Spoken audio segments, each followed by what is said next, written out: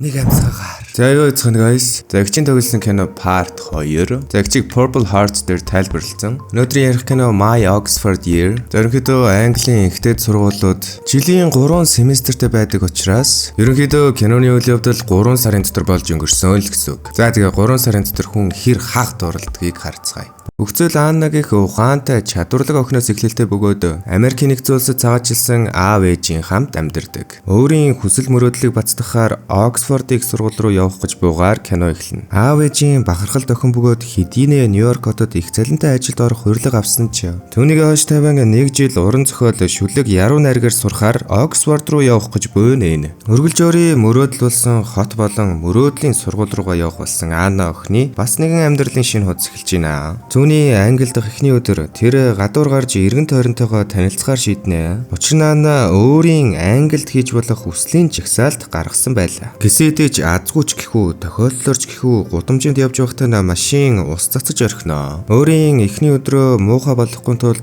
тайван байж юм олж идэхээр явна. Яг тэр газарт нь Джейми болон Сесилия гэх хүмүүс орж ирэх бөгөөд Анна машинаар нь танин хэн өөрлөө ус цацсныг олж мэднэ. Анна Джеймитэй яриа өдөх үед Джейми ямар нэгэн хүнээс нуугдаж буйг анзаарна. Тэр нь нэг охин байх бөгөөд Анна болсон зүйлд дургүй өрсөн учраас уучлалтыг нь хүлээж авахгүй нуугдаж байсан хүнд нь хайж байгаа хүн чинь энд байна гэж хэлээд Джеймиг ичгүтэр байдалд үлдээгээд яваад өгнө. Дараагийн өдөр нь их сургууль шинэ оюутны нээлтгийг Анна маань жоохон хоцорч ирсэн ч баяртай байна. Ингээд ангид орон Мэги болон Чарли нартай танилцсан. Аннагийн хүсэн хүлээсэн өдөр ирж түүний дотроо бахархдаг шүтэж хүндэлж явдаг багшийн хичээлд суух гэсэн боловч өнөөг багш нь орж ирээд төгсөлтийн чухал ажилтай тул энэ семестр хичээл зааж чадахгүй. Харин миний оронд миний ангийг төгсөж байсан өөр нэгэн профессор хичээл орно гэв. Үүнд нь манай Аннагийн сэтгэлж гонсоодог. Яг тэгж хэлсний дараа Джейми орж ирнэ. Түүний орны хүн нь Джейми гэдгийг Анна ойлгоно. Гэвч одоо юу хийж чадах вүлээ? Дэмийл сэтгэлээр үнэн. Джейми шинэ үйлрэл эхэлж байгааг тохиолдуулан бүгдэнд нь бялуу авчирсан байв. Бүгд очиж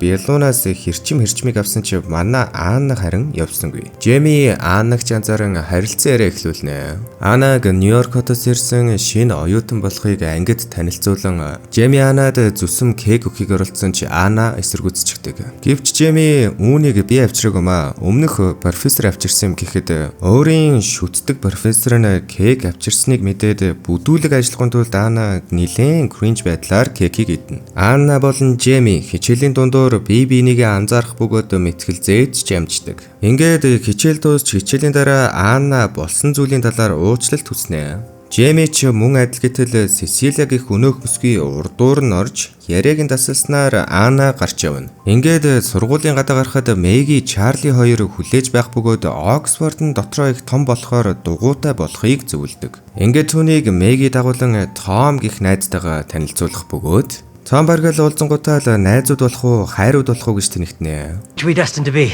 friends or lovers? Найзууд. Friends. Яг яг. Ямар ч эргэлзээгүй юу? Манай Анна ч юм мөрөөдсөн гэх жишээний. Ингээд Том түүнд дугуйгаа зээлдүүлнэ. Анна шинэ найзуудтайгаа тойрцсон цагийг өнгөрүүлэх боловч зүүнний оюун санаа бүрэн хичээлийн болон судалгаанд анхаарсан учраас шинэ яруу найргийн санаа орж ирмэгцэл мартахгүй тулд шууд л профессор руугаа мэйл бичгээр явдаг. Дараагийн өдөр нь Джейми багштайгаа уулзахаар түүний өрөө рүү явдаг. Түүний офс руу орох үед санамсаргүй аавтайгаа маргалдаж байгааг нь сонсчихдаг. Аав нь гарч явсны дараа Анна дараа ирэхийг хүсдэг ч Джейми зүгээрээгээд ороод ирэхийг санал болгодог. Джейми нэлээд уцаарлангуй түүний бичвэрийн ажил сайн болсон ч яг өөрийнх нь хэлснийг хийгээгүйг дурдан дахин шалгаж үзхийг санал болгосонд Анна эсэргүүцэн гарах үед Джейми уцаарлангуй хэлсэндээ уучлалтгүй өөрөө ерөнхий бухимдалтай байгаагаа тайлбарлав. Тэгээд Аннагийн бичвэрийн ажлыг ярилцах зуур Сесилия дахин тэр хоёрыг дасалдуулан зочиосноор манай хоёр толгоогоо мөргөлдөн Анна маань эвгүй байдалд орсноор гарч явна. Тэр орой Мэги болон Чарли нар түүнийг их сургууль дахь Лондонгийн паб руу хамт явахыг урлаа. Том кампустай том сургуулиуд гоё юм аа. Дотор паб мавтай. Мэдээж анх удаа учраа шууд зөвшөөрөн явцгаав. Тэнд мөн Томтой уулзан цагийг хөгжилтэй өнгөрөх зур гинэд Сицили хаанаас ч юм гарч ирэн бараг л найзуудыг дорд үзснээ. Энэ сургуулийн царайлаг ганц бие залуучуудтай танилцуулъя гэж өрөв. Энэ одоо яа игээд байгаа юм бэ? Гэхдээ өнөөх залуучууд нь ч Сицилиад шинээр ирсэн Нью-Йоркоос ирсэн охинтой танилцъя гэсэн байлаа. Аннач зөвшөөрч хэд хэдэн залуучуудтай ярилцсан боловч Аннад духгүй санагдаж сүүлдээ нэг залуу нь бүр манай хөөрхнөөг. Чи бол зүгээр л цагаач Америкт дорд үзхийг оролцсонд манай Анна ч мөчөөгөө өгөхгүй пив затчаад яваад өгдөг. Өнөөх залууч урлан Аннагийн араас явсанд түүнийг Жеми болиулдаг. Бас л чөлөөтэй шүү багш оюутангүй сайхан сууж бариад. Анна гэртээ харах гээд зогсож байтал Жеми гарч ирэн цагийг өөр гоё газар өнгөрөөхийг санал болгоно. Ингээд цагийг өөр нэгэн пабад зугаатай өнгөрүүлж байх зуур Анна Жемид хүчээр нийтийн караокены тайзан дээр дуу захиалж өгснөөр манай Жеми ч Аннаг хүндлээд гардаг. Гэхдээ манай хүн такс солгоо. Үзэж сууж байсан хүмүүс ч ямар Аннаг хүндлээд гарсан гэдгийг мэдэх биш.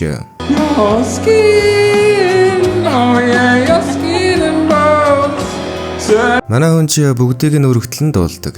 Ингээд тэндээс гарan Жеми шөнийг яаж дуусгадгийг мэдхүүгээд нэгэн фуд трак руу дагуулan явдаг. Анна ч "Үе, чи чин профессор биз дээ. Хоёулаа гудамжны хоол идээд шөнөө төгсөх юм уу?" гэхэд Жеми ч идэд сунгаа яг энд л гол утга нь байгаа юм да гэснээр Аннаг гэрт нь хүргэж гэрийнх нь урд ярилцсан зогсоход Анна харин түүнийг үнсэн англи цаа уух уу гэж өрөөндөө өрхөд Жеми харин татгалзан зүгээр л баяртай гэд яваад өгөв. Шууд зөвшөөрдөг газар үсттэй. Анна ч нэлээд гайхах бантхан зэрэгцэн үлдэн хоцордог. Ингэснээр бүх зүйлийг ардаа үлдээгээд Халлоуин партинд явхаар найз Чарлитайгаа зогсно. Манай хүн ч хамаг кул дээр тавьсан партинд ирээд байж байтал Жеми, Сицили хоёр хамт байхыг харсан Анна нэлээд тухгүйрэн зүгээр л өөртөө ойрхон зогссон ангийнхаа хүүхэдтэй бүжиглэж гардаг. Бараг нөгөө нэг л өдөр уулзсан ангийнхаа багштаа хардуулж барих гээд. Нөгөөх нь ч бас тэгээд байгаа мó бараг Сицилиатайгаа илүү дотн бүжиглэнэ.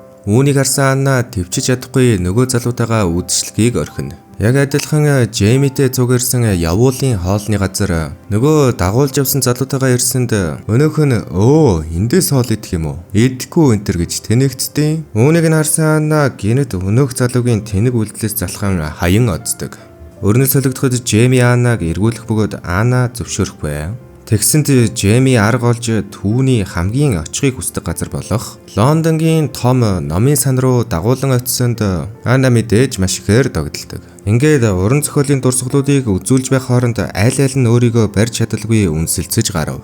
Ингэснээр уран зохиолын өрөөг түргэн орхиж бороонд ч үнсэлцэн байгаа газар нь гэрээс нь холтол шууд л машинд үүлэн борооны ажил хийв. Ингээд өрнөл солигдсон Аннаг дотор байрных нь урд буулгах ба Жеми би бол багшчин. Харин чи бол миний оюутан. Энэ зүгээр л цагийг аль аль нь зөвшөөрч хөгжилтэй өнгөрөөсөн шүү гэв. Анна ч заавдахгүй буцах юм чин гээд зөвшөөрчв. Нэг өдөр Анна Лондон маягийн цай уун суух бөгөөд өнөөх Сицили бүсгүй зөвшөөрөлгүй эсрэг талд нь ирж суун чамайг цагийг хөгжилтэй холоос ирээд зугаацж байгааг ч мэдэж байна. Гэхдээ энэнд сэтгэл зүрхчин орооцолд бол чамд л хэцүү байх болно шүүгээд яваад өгөв. Энэ үг Аннаг гүн бодолд автуулсан ч Анна анхааруулгыг үл тоон Жемитэй цагийг өнгөрөөж энэ нь зүгээр л нэг зугаацах биш гэдгийг ойлгож түүнд хайртай болж бууга өдөр бүр мэдэрч эхэлнэ. Жеми барыг надаар тоглож байсан ч яах вэ гэд өөрийгөө эрсдэлд оруулан нууцаар багштайгаа байнга уулзаж болцдог болов. Гэхдээ тэдний хамт байх хором цаг бүр нь тэдэнд үн цэнтэй мартагдахааргүй дурсамжуудаар дүүрч бөөг тэд хоёул мэдэрч байв. Аннаг төгссөний дараа Европоор хамтдаа аялах хүслийн жигсаалтж гаргачихав. Тэгээд Аннагийн явах төгөхөд Жеми түүнийг гэртээ урин өөрийн ахыг золгүй байдлаар алдсан. Гэрийнхэн ялангуяа эцэгтэйгээ таагүй харилцаатай байдгаа тайлбарлав. Дараагийн өдөр Анна Жемигээс жоохон удаан хамт байхыг асуухад Жеми хүүтнэр татгалзан ойрын хэдэн 7 хоног завгүй байна. Төслийнхээ ажлыг дуусгах ёстой. Бараг л номын санд өнжиг хүчээр уулзаж чадахгүй байх гэхэд Анна ойлгон хүлээн зөвшөөрж ихэнх цагийг гониглохгүйгээр найзуудтайгаа өнгөрөв.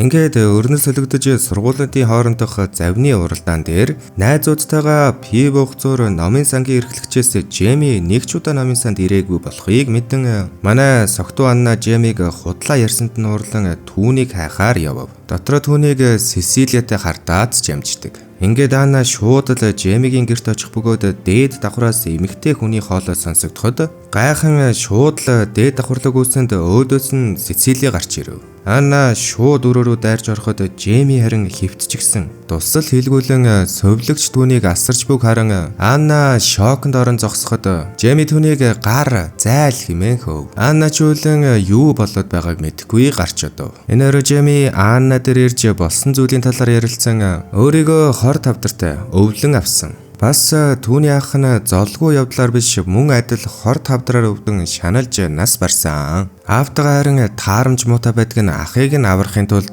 маш их хэмчилгээ хийж түүнийг зовоосон. Тэгж зовж нэгэнд идэгрэхгүй өвчнөд тэмцэлдэж байхаар тайван үгснэн дээрээ. Би түүний энэ үйлдэлд дургүй бөгөөд одоо надад ч бас адил зүйл хийх гээд байдаг нь бүр дургүй өргөдөг учраас зөрчилдөөнтэй байдаг. Үлдсэн байгаа цаг хугацаанд эмчилгээ гэхгүй хийж үзээгүй зүйлээ хийсэн нь дээр шүү дээ. Харин Сесилиягийн хувьд манай ахын эхнэр байсан. Түүнийг өхөн хөвгтөл нь түүний дэргэд сагсан бөгөөд түүнийг өнгөрсний дараа хамгийн ихээр зовж байгаа хүн нь Сесилия гээд хамт иддэг байсан хоолоо идэв. Жеми Аннад үлдсэн Оксфордынхаа хугацаанд надад биш өөртөө зарцуулаа гэв. Тэр түүнийг Сесилиятай адилхан үлдээсэй гэж хүсэхгүй байлаа. Гисэдэж Анна эсэргүүцэн үлдсэн байгаа хугацаанд хамт байя. Айлия зугаалаа гэснээр үнсэлцэж хөрнөл солигдоход сургуулийн албан ёсны үйлчлэгт хамтдаа яван Жеми түүнийг эцэг эхтэйгээ танилцуулдаг. Ингээд үдшилэг дундаа явж байх зуур аав нь Аннатай ярилцахыг урьж Жемиг эмчилгээ хийлгүүлэхийг ятгах өгөхийг гуйдаг. Учир нь Жеми зөвшөөрөхгүй байгаа бөгөөд нэг хүүгээ алдсан. Дахин нэг хүүгээ алдаж чадахгүй гэв. Анна харин би Жемигийн өөрийнх нь хүслийг дэмжнэгээд өрнөс солигдсон тэд шүнийг хамтдаа өнгөрөх агшинд Жеми ухаан алдчихдаг. Мэдээж Анна түүнийг эмнэлэгт яаралтай хүргэдэг. Анна ч тусалж чадахгүй дими стрессэнд Жеми харин түүнийг хөгж өгөх гэж оролдоно. Ингээд Анна эмнэлгээс гарахад ширүүн характертай аав нь хуйлжчихсан газар ганцаар яахаа мэдгүй сууж байхыг хараад сэтгэл нь эмтрэн өвддөг. Ингээд Жемигийн биеийн байдал дээрдэж удахгүй болох Аннагийн төрсөн өдрөөр гинтийн бэлэг барьж найзуудыг нь журчсан байдаг. Ингээд сүүлийн үлдсэн хэдэн 7 хоногт хамт байж цагийг зугаатай өнгөрөв. Цагийг зугаатай өнгөрөх зуур Анна аавд нь тоглоом машин өгөх бөгөөд түүнд хүүгээ аврах гэж хүсээгүй эмчилгээг нь хийхийн оронд түүнтэй цагийг зугаатай өнгөрөө гэв. Энэхүү машин нь аав нь Жемид баг багт нь авч өгж хамтдаа тоглодог байсан машин юм байна л да. Энэ үйл явдал нь аавыг нь Жемид ойртоход тусвалж тэд цагийг зугаатай өнгөрөөж бийнэ ойлгов. Жеми аавтайгаа хөгжилдөж байх зуур Анна гэрээхэнтэйгээ ярьж болсон бүх зүйлийг хэлж ажилдаа амжиж очиж чадахгүй нэ гэсэнд ээж нь ч мөн зүрх сэтгэлээд байгаа гэв. Гэж хэлэхдээ зэрэгцэн Жеми орж ирэх бөгөөд Анна Жемид үлдэх болсноо хэлв. Ингэснээр Жеми эсэргүүцсэнд тэдний хооронд ширүү маргаан болж Анна ч мөн адил дургуутслаа илэрхийлэн өөр өрөөнд унтахаар явв. Ингээд дараагийн өдөр нь Жемигийн аав ээжид баяртай гэж хэлчихэд буцах замдаа машинд чимээгүй л явцгаав. Ингэснээр хэдэн 7 хоног ярилцахгүй өнгөрсний эцэст төгсөлтийн баярын өдөр боллоо. Энэ өдөр түүний найзууд түүнд зөвлөн Жемитэй очиж ярилцаа. Чамд хайртай болохоор л өөрөөсөө түлхээд байгаа. Буцхаас өмнө нэг ярилцчих гэсэнд Анна Жемиг хаан номын санд очиж Жемид учирлан би чамтай хамт сүүлийн амьсгал хүртэлчин баймаар байна гэсэнд Жеми харин эн чин солиотой үлдлээ. Би чамайг харамсуулмааргүй байна гэд гисэдэж Аннаг шийдвэртэй үнэнч байгааг харан зөвшөөрөв бололтой үнсэлцв. Ингэснээр тэр хоёр үжиг үнэхээр гайхалтай халуухан өнгөрөв. Өглөө нь харин Жемис ирсэнгүй. Тэр шууд л сэхээ амьдруулах тасаг руу хөргүүлв. Эмч түүний дархлаа муудсан учраас хүнд төрлийн хатгалгаа хавдрын улмаас үүссэн. Яаралтай хавдрын эсрэг эмчилгээ эхлэх хэрэгтэй гэв. Гэтэл түүний аав үгүй ээ. Жеми сонголтоо хийсэн. Үүнийг нь хүндлэх хэрэгтэй гэдэг. Анна түүний сүүлийн амьсгал хүртэл хамт байж түүнийг хайжууд очин тэд тэврэлтэн хэвтснээр Джеймиж хавдраад илэлгүй нас бардаг. Анна Джеймиг өнгөрсний дараа түүнийхээ төлөө шийдвэр гаргаж түүнийхээ хүсэл мөрөөдөлтэй хамт амьдрахаар Оксфорд их сургуульд профессораар үлдэхээр шийддэг. Өрн солигдож киноны хамгийн iconic scene гарна. Анна Джеймитэй төлөвлөж байсан Европын орнуудын газруудаар ганцаараа аялах бөгөөд харин дотроо төсөөлөлдөө түүнтэйгээ хамт байгаа мэтээр аялан кино маань дуусдаг. За манайхан кино ямар санагдсан бэ? Доор сэтгэл хэсэгт үлдээгээрэй. Удахгүй игчийн тоглосон киноны part 3-ыг хийнэ. Ойрд жоохон завгүй л киног бүтнээр нь үзэх бол сүүлийн iconic хэсгийг заавал үзээрэй. Яах вэ? Тайлбарлах гал үзлээ. За тэгээ таалагдсан бол лайк, саб хийхээ мартваа. Өнөөрэ хайр ба өхлийн season 2-ыг хийгэр болсон шүү. За тэгээ дараагийн хайраар уулзтлаа. Bye bye.